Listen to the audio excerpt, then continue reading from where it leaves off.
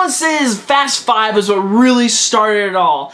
And like what really got the franchise and everything. But everyone keeps forgetting about this movie. Like no one talks about the 4th Fast and Furious movie. Nobody. And there's a reason why no one talks about the 4th Fast and Furious movie. Fast and Furious. We're finally back into the original cast of the Fast and Furious. Vin Diesel, Paul Walker, Michelle Rodriguez, all of them are back, whatever. They are back as the original cast, whatever, in the new film, the 4th film, whatever. This came out in 2009 and everything. And I remember when this movie came out, and me and my family were like, so is this movie the sequel to the first one?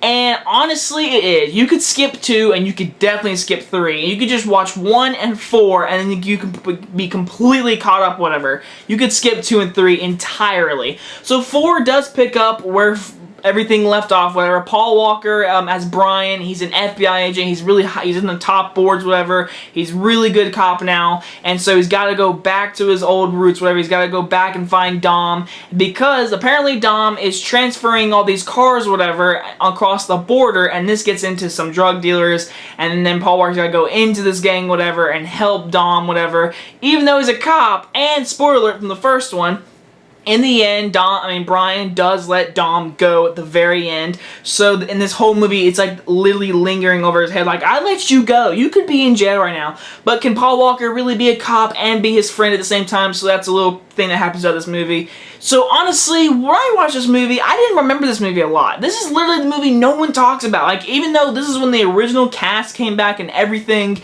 I guess it was exciting when this movie came out. But guess what, guys? I don't know about anybody you.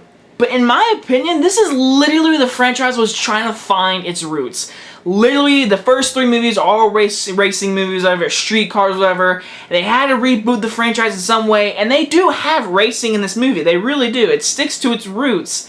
But they try to add action, whatever, and more character depth. And I'll give them character depth. They got that really well, and all the action was really good. It was literally lingering into the action franchise, but it was still the Fast and Furious race car movie, whatever. And I have to give them credit because they tried something different.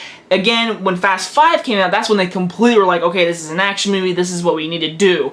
But we haven't got to that movie yet. So this movie was testing the waters, was dipping their fingers into the water, seeing if they could pull off action. And Justin Lin, this is where he shined. He didn't do really good in Tokyo Drift, but Justin Lin really brought energy, he brought comedy, he brought everything into this franchise. The directing is actually very good in this movie. And yes, you care about Dom and Brian. Their relationship is literally this franchise. Their relationship is so like real, they feel like brothers, whatever, and you love their relationship, and you love the family, the family, you know. And after something happens with Dom, whatever, and his friend, minor spoiler, Michelle Rodriguez dies, and so he's all sad, whatever, and he's got to get revenge, whatever. And it's pretty sad, whatever. And honestly, this movie does, like, it gets you in the feels. You feel bad for Dom. And that's what's really good about this movie. They give you good characterization. They give you good action.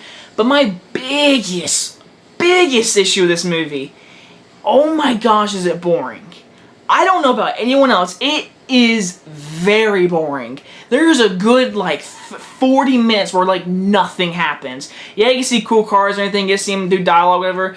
But this movie has a very slow pace to it, and it's just, again, they were testing the waters with racing or action, and this was the testing movie to see if this franchise was any good anymore. Again, thank goodness it was good, because if this movie didn't make money, then we ain't got Fast 5.